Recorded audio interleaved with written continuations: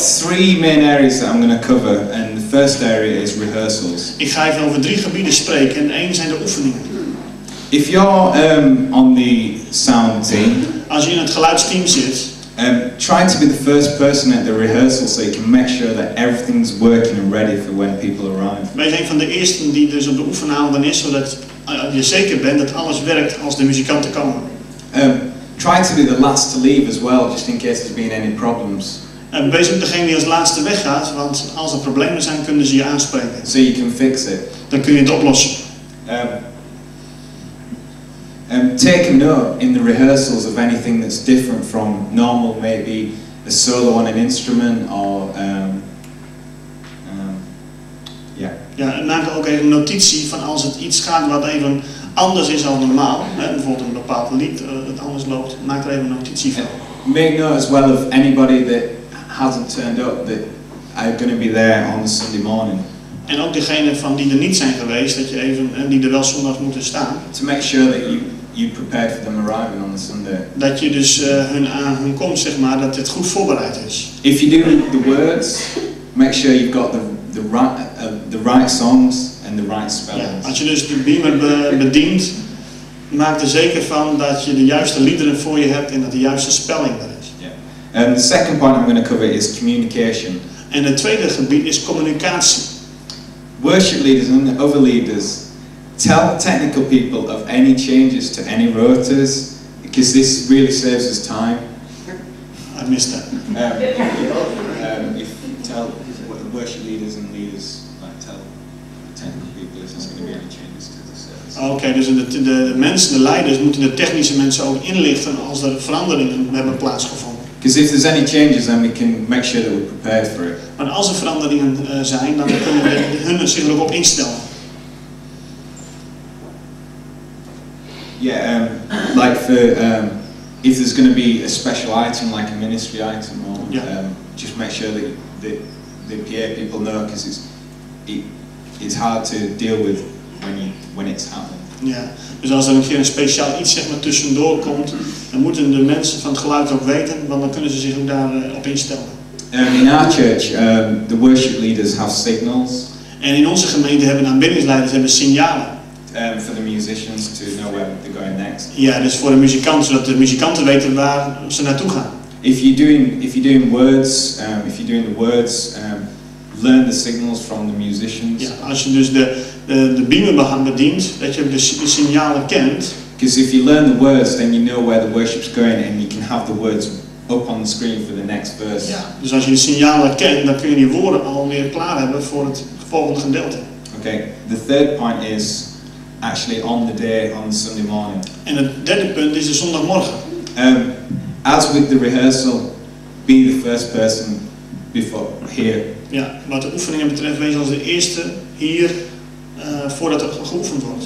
Usually, I'm there about 15 minutes before the musicians arrive. Ik ben er meestal 15 minuten eerder voordat de muzikanten arriveren. Just so that I know that everything's working and I'm ready for musicians. Zodat ik weet dat alles werkt en ik ben klaar dat de muzikanten kunnen spelen. Just a few points for the technical team. Een paar punten voor het technische team. On the day, if something goes wrong on stage or with the PA. Als er iets fout gaat in de dienst zelf, op het podium. If it's possible, leave it until there's a break in the service. Als het mogelijk is, laat het even totdat er een break is in de dienst. If there's something that's gone wrong and you can leave it. If you need to sort it out. Als je het niet kan laten gaan, dan moet je het gaan oplossen.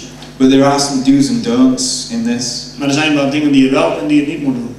Don't run anywhere or move swiftly, because if people are worshipping, it can really put somebody off if somebody runs past them. Ja, begin niet te rennen of te draven, want als iemand aan het aanbidden is en je ziet iemand vliegen, zeg maar, door de zaal, dan kan ze eens uit hun aanbidding, zeg maar, worden weggegaan. Yeah, that can go for anything in worship. Like if you ask to come up at the end of the service to play another song. Het heeft met alles te maken. Ook als je wordt gevraagd om nog een lied te spelen, dan dat het niet gehaast gaat of. Know what the problem is before you try to fix it. En weet ook wat het probleem is voordat je het wil oplossen.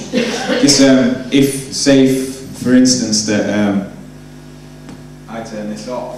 Weet je bijvoorbeeld, als ik deze microfoon uitdoe, then you need to know that I've turned it off. It's not a problem with the desk or with the battery. Ja, dus dan weet je dat het probleem ligt hem niet aan de mengpaneel of aan de batterij. Always pay attention. Besteed altijd aandacht. You're there to worship God as well. That's your main goal, to worship God. Je hoofddoel is God te aanbidden.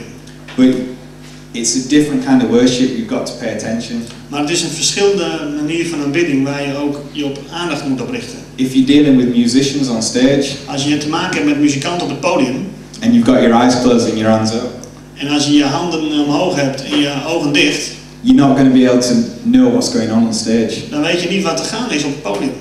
If a musician needs your help, als een muzikant jouw hulp nodig heeft, and you're not paying attention, en jij besteedt geen aandacht, they can get annoyed. Dan kunnen ze wel eens geïrriteerd raken.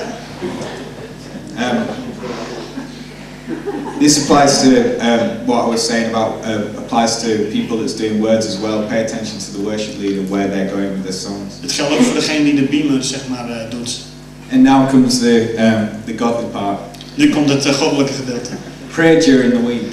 Bid gedurende de hele week. You're as important as anybody else in the worship team.